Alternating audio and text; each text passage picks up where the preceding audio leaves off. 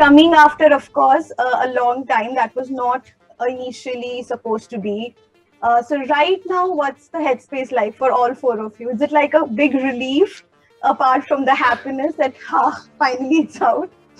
It's come from a sleepless mode to relief to overwhelmed with gaps. So that's where Hmm. we're at. I'm really overjoyed and I can't express it enough to them or to the audiences. Like, seriously. Hmm. Your appearance was superb, superb. It's one of my favorite scenes. Oh my God. Thank you. That was a conspiracy hatched by my very good friends Raj and DK. But I'm glad that people are liking it. At least it's providing my friends a good laugh. So and yeah, like we are overwhelmed, and yeah, we were expecting that. We knew that we had a tight season, and we were expecting that people would really like it. What was the timeline of writing season 2? Did you did you write it with the first season, or how did it happen? Whenever we are writing a current season, we always have to know where the season is going next, series is going next. So the idea has to be there, especially in the second season, we had finished writing it because season 1 was already out. No, sorry, we were shooting it. Season 1 had released. We're in London shooting season 2. And then we come to know we see the response and we're like, oh my God, this is crazy response, and we had to stop just to take in the response for a few days. But there is no way you can go and change the story now. Oh shit, we should have had that character more or less of this or more of that is just impossible. So what we do is we are cognizant of it. We tweak it a little bit if possible. Otherwise, we had to leave it the way it was. We knew where season 2 was going to be set. And and of course, the characters and everything from season 1 had to pick up from there. But I can say that once we wrote season 1, the screenplays and everything, we finished shooting it. And while it was being edited, we had already started writing season 2. But four of you, how did you feel? I mean, how did you decide that the Elam Tamil struggle did have the potential to kind of become a full season? I mean, I'm a Tamilian, and I used to, though I grew up in Andhra, I used to visit visit Chennai often. So I'm very clued into that part of history. So from the mid 80s, I've been clued in. So, and of course, I've been exposed to the civil strife, and so which ended a few years back. And our idea has always been that we did not want to stay in the same world. Like if in season 1, if we have created a certain world like ISIS and ISI and that world, we were very clear that no, let's not repeat that again. So, and also our quest is to celebrate the diversity that our country provides. So I always tell Raj and DK that I live in Bangalore. I travel 40 kilometers any side. It's a different world. That's what India is all about. And here in long form, in feature film, you don't have that elbow room. But whereas in long form, which is a mini series, you have that opportunity to explore and showcase the diversity of our land. Is number one. Number two is, of course, I've been affected by the civil strife that happened in Elam, Tamil Elam, the people of Tamil Elam. So now these two factors, came together, and we came up with a fictional story. Were you guys a little conscious कि कितना जाना चाहिए, and let's leave it to that? Basically, just to start with, the show is not a political show. It's not a show about political commentary. The show is a lot of things. It's a thriller. It's a strangely comedy. It's slice of life. It is really It's a family drama. Yeah. Yeah. Somebody gave a long genre definition, which included office space humor to relationship drama to all kinds of things. We are here to tell stories, and also we come from a place of respect and love, and as like Raj said, now season 1 opened with a Malayalam sequence where characters are talking in Malayalam, and season 2 you have Tamil, and who knows what season 3 is going to be. So, and the point is exactly that thing. We come from a place of love and respect, and we want people to have fun, as much fun as we had while writing it and creating it. Tamil speaking characters, they talk in Tamil when they are alone. Which is something that you don't see in Bollywood, because for the sake of audience, they will speak tuta futa Hindi, and you just feel so disconnected that why in their house they would talk like that. It's great now that people are opening up to this whole culture of subtitles, and language is no longer a barrier in telling a story, right? I mean, why single out Bollywood? I would say the world over this has happened in the past. I mean, you have Parasite, which wins the Oscar, and people do watch it. It's just a matter of habit. And end of the day, India is such a lovely country with 26 different languages, where we are so vibrant, so many dialects, that with subtitles we can solve that and actually showcase the true diversity of our country and the cultures and the people. So, at what point did you kind of join in? You've directed some of my most favorite episodes. So much fun, such thrill. Collateral Damage is something I absolutely love. So tell me about that. At what point was it decided that this is how we're going to shoot? That 5 episodes you would be directing? So Raj DK spoke to me in March. This is before the show released, and they showed me a rough cut of Family Man, which I was totally blown by, and I had a few ideas like what about this and stuff like that. And DK said that join the writers' room. Suman is already been writing, and we have created an entire season Bible. So get in on with it. So I started working on the screenplay, and then they said do dialogues as well. So I did that. So I was totally into the characters, into the story, and understood. And I think that was a great exercise because this was a new world. It's not just characters. It made me understand Shrikant Tiwari and his world inside out, rather than trying to kind of just direct it per se. You knew the in and outs, and that also led to me having discussions with Raj, DK, Suman on a daily basis, where you understood the nuances, each moment. Why is he silent? You understood where is he coming from, which you might have seen it, but it's not been written by you. The first season I was not involved in. It's their creation, right? So that really helped me get completely into their world per se. And here's the thing, right? For me, when I joined with Raj and DK, I mean, it's been the best working experience in my entire life. As simple as that. I've never been so satisfied ever. And my son is making an appearance, but that's fine.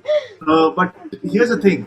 Everybody says there must have been a lot of pressure on you joining with the whole weight of season 1, the success of it. And bottom line is this, that it was never that. It was more that I have 2 very dear friends in my life. And if I screwed up, I would lose that friendship which I really treasure. And I think they're still friends and smiling, so I guess I didn't mess up. The beats of Shrikant Tiwari have changed. He looks so, he looks so down and out for most part of the series. And this is a guy whose family is falling apart.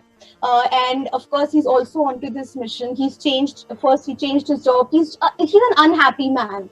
Was it a risk?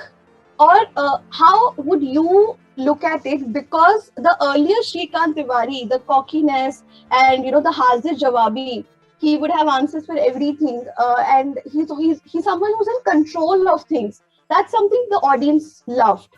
Well, firstly, it's a natural progression of Shrikant from where he started, right? And all characters have to evolve, right? I mean, not just as writers, even as a viewer, I would tell you that if you saw season after season after season of the same Shrikant Tiwari, you're gonna get bored at some point. Correct. You need to see him go through these phases, right? He's end of season 1, he lost a battle, right? And we left it on a note where maybe audiences thought he lost the war. And then when we come back to season 2, there is some sense that yes, they lost a battle, but they did win the war eventually at that point. And so and Shrikant has so many demons that are eating him up, right? I mean, right from season 1, this Shrikant Tiwari is probably a lot more mature, seen a little more life than the Shrikant Tiwari in season 1, and he's gone through a lot.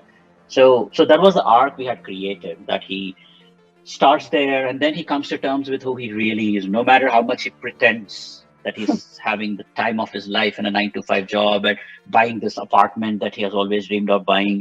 His heart is really in task, right? And there is a whole thing about FOMO, which which is so true about him. He has true FOMO. Yeah.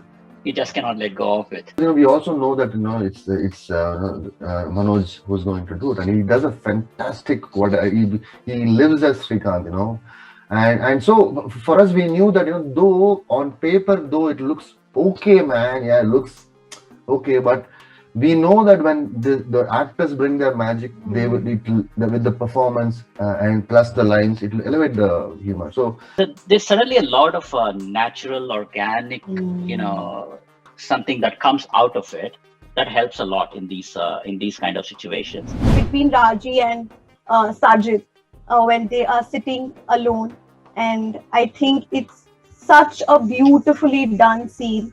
I mean, I've watched it, in fact, again and again, because it shows the conversation that they have and about the homeland, and about how Sajid, that softer side of his comes alive with this woman. Even when he's tending to her and she's injured, how he looks at her with so much concern. That's such a soft, beautiful, poignant scene. So could you tell me what was your thought about it? Both of you, all four of you, in fact, if you could describe it. It's basically the idea was to put the camera on their side, on that camp, and see what would transpire there, and be honest to the emotions that the people are going through, irrespective of how you want to judge them in the bigger picture. So the idea is to be there and just see what would transpire between two fighters, or put a camera in where 4 people are eating because they have to eat tonight, because they might die tomorrow, but you still have to eat. Right now, the emotion of hunger is the current emotion. So you just be there and treat them like human beings without judging them. And that was it. And both of them, Sajid, both of them delivered such a powerful performance with 4 lines, not even much. So anyway, that's the idea of being there, just being there and just observing. That's it. Right. Yeah. Exactly what Raj said. It's just that we don't judge the situation, we don't judge the politics. These are 2 human beings who have gone through what they've gone through at this point, speaking their heart out in a very brief thing. If you notice, there are not even many cuts in that scene. The camera just stays with Raji when she's speaking. It just stays with Sajid when he's speaking, and it's not even a scene that needs to be edited or tailored a certain way. You just let the characters speak. Then you make your own judgments of if what they're doing is right or wrong. How you described Raji and others, the soldiers, the fighters, as rebels, while when you talk about Sajid or Salman, you label them as terrorists. Now, this is a distinction that people have pointed out. As makers, what do you feel about it? That what was your thought, and what people have felt that they've been slightly unhappy with the way these Muslim characters have been represented, and this being one example of the rebels and terrorists distinction. What would you say to it? Did we call them? I don't think we called anybody terrorists, though. We already through the concept of the show say, right, that whether you are a terrorist or a rebel or whatever, I mean, it the can idea change. is that I don't think we labeled anybody anything in the show in general. Like how Srikanth also in the end, while lying to Dhriti, of course, to take her guilt away. Because to convince her. Because it's never in the context of a generalization. See, I'm not saying somebody's bad, somebody's wrong. It's not about Muslim characters being targeted, none of this stuff. It's just, I don't even think there's founding in it. Pasha from season 1 was the coolest badass that everybody would expect. So we're not even thinking, yahan pe ek Hindu karte, yahan pe Muslim karte. Yeah, of course. It's never really that. And like labeling, what would happen with labeling is that you are taking people out of the viewing the story you are telling them and making them think politics outside or another context outside. Why are people liking the show is because they're engrossed and there with them as a story is being told, every time we do something more to it, like trying to show somebody more bad or less bad or more good and less good, anytime there is an agenda there, we're taking the context out. So I think we are pretty balanced in that approach. There is no, and also it's not like there is a checklist. Oh shit, we need a representation here. Oh shit, we don't have a representation. It's never that. And it again ceases to be organic. I would like to think four of us, I'd like to think four of us were very honest about our approach to what we were doing without having a checklist. And also the fact that Srikanth Tiwari saying is not the same as Rajan DK or Correct. someone saying number one. That's, I think he got that point. And two is the answer to that question lies in what Dhriti's response was. Yeah. So I mean, So basically there is a so there is we are like we say as artists, as writers, and directors, filmmakers, all of us are. We are looking at the world. That's about it, without judgment, without. So we are nobody to pass judgments on anything. And also, this is fiction. This is entertainment. And like Raj said, you can't take something out of it, out of that realm, and put it in a political context and say, how can you do this? Because I think that's unfair to the filmmaker, because a filmmaker has a certain prerogative in every issue that. In any movie, any series, what is the artist's prerogative? Nobody asks that question. So, and also, I'm not being angsty here. I'm just saying that there is something called as an artist's prerogative, which you give up sometimes a little for the bigger good. But here the answer is straight up. Like, never have we labeled anybody or any character as this or that. Whenever JK is like throwing some stereotypes or those prejudices which are very casual, common among perhaps us also, towards our citizens from South, and the way he retorts, the way he replies, this is basically challenging those stereotypes. And when you show that, you kind of you are presenting what you feel to the audience, because it feels so wholesome. It does not feel just from one perspective. And I think that's something that I have loved about your writing, about how you guys have directed both the seasons. And that's rare actually that happens. So I think that's massive congratulations. And before I leave, of course, you've given us a sneak peek to where you're now taking us, in what part of the country. But just last question is that, was it the whole COVID thing? Of course, it's so recent.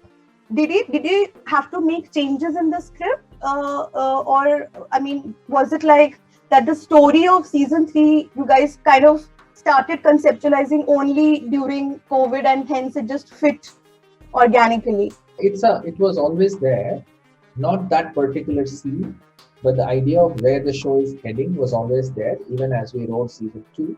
We were overflowing season 2. We were like, as we were discussing season 2, you think of other ideas that are going to come later, and you already know that season 3, we need to have the idea. And we knew where it was heading, what world it was going to focus on, what kind of things were going to go into it. So, of course, the scene was shot later. This scene was a representative of where we might go, we might not go later. But the idea is to just a little tease, because there are fans of the show. It's fun to do a teaser. It's fun to do what do you call that thing, Supan, that comes at the end of Avengers? It's called end scene, huh? It's teaser. What is teaser, right? Correct. Yeah. Anyway, go on. So it was more that I'm sure we're going to address this bit a little bit, but for sure it's going to be a little or much. We'll have to sit and write. Post-credit scene. Nahi yaar, there's more.